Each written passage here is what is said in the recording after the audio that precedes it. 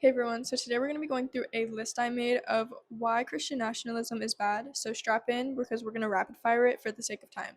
So first of all, Christian nationalism infringes on our rights to the freedom to express other religious and spiritual practices, and it has been historically used to violently dehumanize and steal from indigenous people. Christian nationalism is still used to this day to discriminate against indigenous cultures and indigenous people, and it's used to discriminate against Black people, other marginalized groups, women, the LGBTQ plus community, and anyone who just doesn't fit the traditional white Christian worldview. And Christian nationalism has direct links to slavery, ethnic cleansing, violent land reallocation, misogyny, homophobia, transphobia, and the denial of reproductive rights. Christian nationalists also tend to deny science if it opposes their religious ideology, and because they tend to deny facts and favor their religion over facts, they are more susceptible to misinformation, specifically whenever it comes to political propaganda and misinformation with the history of the United States. Christian nationalism is also linked to political violence, not only in modern context, but also historically.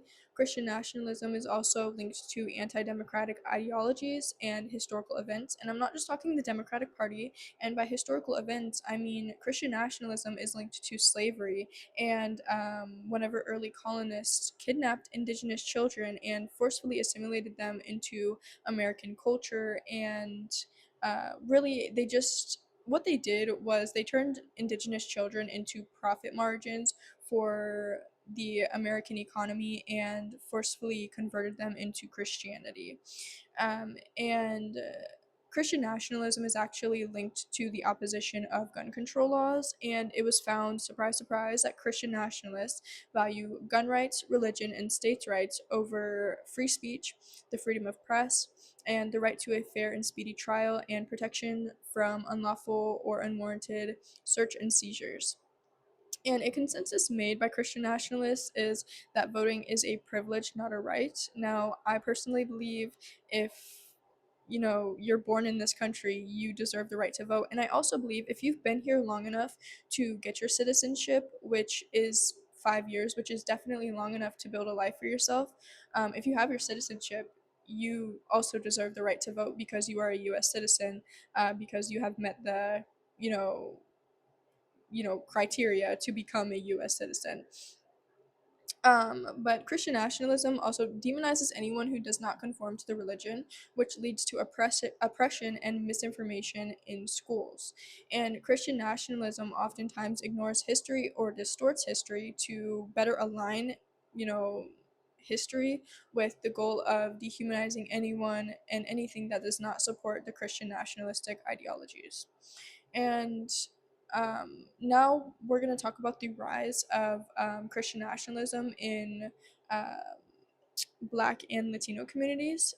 So, Christian nationalism in Black and Latino communities is usually to deal with racial inequality or, separately speaking, religious conformity, which benefits the interests of the group or person, but it still promotes the oppression of other religious and spiritual practices, and it also still promotes the oppression of women and the LGBTQ plus community.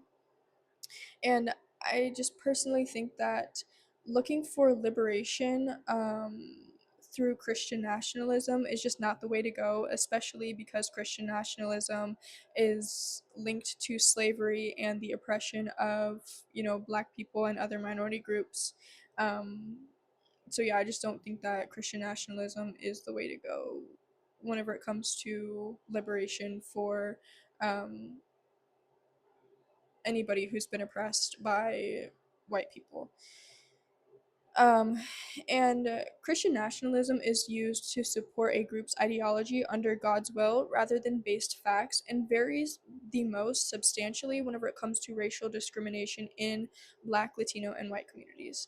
And Christian nationalism ultimately just comes from the victimization and arrogance of the religious group.